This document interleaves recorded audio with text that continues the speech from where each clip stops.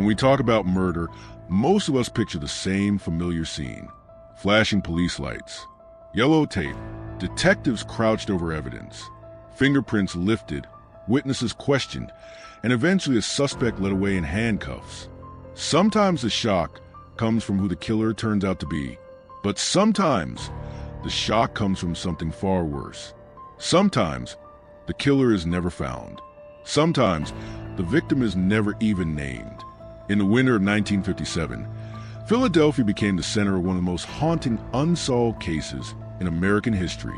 A case so disturbing, so incomplete, that it still unsettles investigators more than half a century later.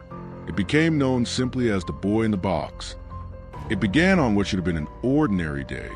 A young man was walking through a wooded area near a park in North Philadelphia, checking animal traps. The area was familiar to him.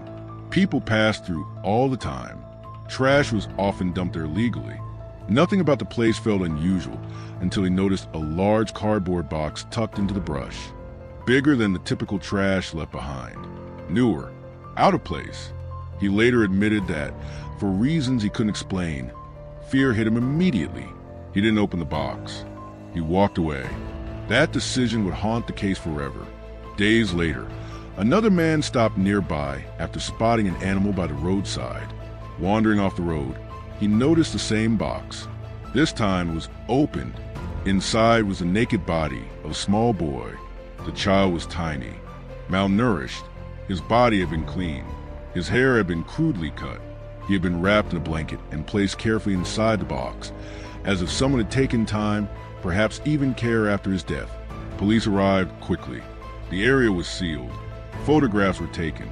But from the very first hours, investigators realized they were facing something deeply abnormal. There were no reports of a missing child matching his description. No witnesses who recognized him. No parents calling police in panic. It was as if the boy had appeared from nowhere. The autopsy painted a grim picture.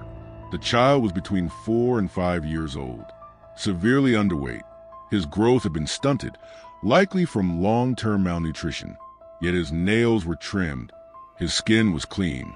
He showed signs of medical treatment in the past, surgical scars that suggested someone, at some point, had taken him to doctors. He had not been shot.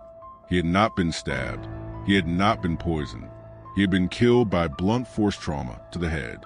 There were bruises beneath the skin, but no open wounds, suggesting his head had been violently compressed. Investigators could not determine whether his death was intentional or the result of a horrific accident. But one thing was clear: the boy did not die where he was found.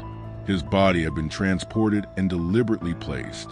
And then came the most disturbing question of all. Who was he? In 1957, there was no DNA profiling, no national missing children database.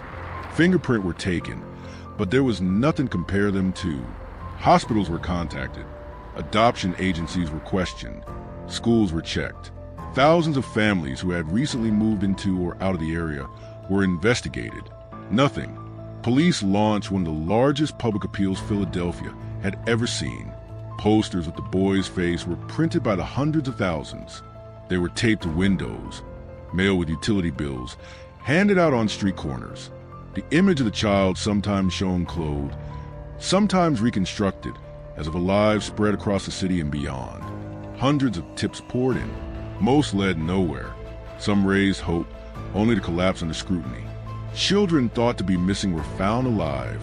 Others were ruled out by medical records. Each lead ended the same way: disappointment. Over the years, theories multiplied. Some believed the boy was abused in secret by caretakers who never registered his birth or adoption. Others thought he'd been raised as a girl to hide his existence, which might explain why no one recognized him.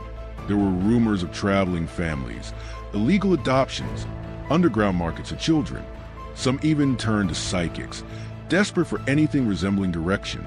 Decades later, one woman came forward with a chilling story. She claimed her mother had adopted a young boy illegally and abused him in the basement of their home.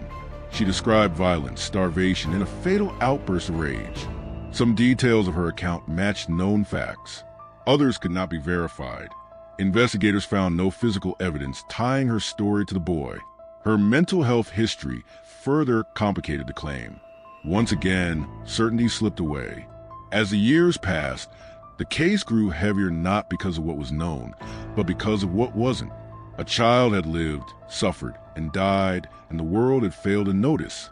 No birth certificate, no school records, no photographs, no one who could say his name. In 1998, investigators exhumed the boy's body in hopes that advancing technology might finally offer answers. A small DNA sample was recovered. Over time, it was compared against potential relatives. Each comparison ended the same way. No match. Yet, the boy was not forgotten. He was reburied with care. A gravestone was placed over his resting place, not with a name, but with a message. God bless this unknown child. Today, the case remains open. Modern forensic genealogy has revived hope. Databases are larger. Techniques are more precise. Investigators believe that someday, someone, somewhere, may unknowingly carry the genetic key to the boy's identity.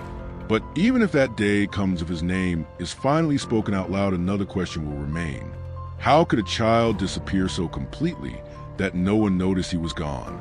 The story of the boy in the box is not just about an unsolved murder.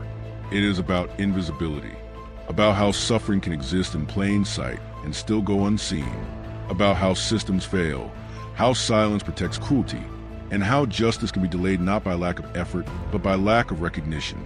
And until the truth is finally uncovered, one fact will continue to echo through history. A child lived, a child died, and for decades, no one could say who he was.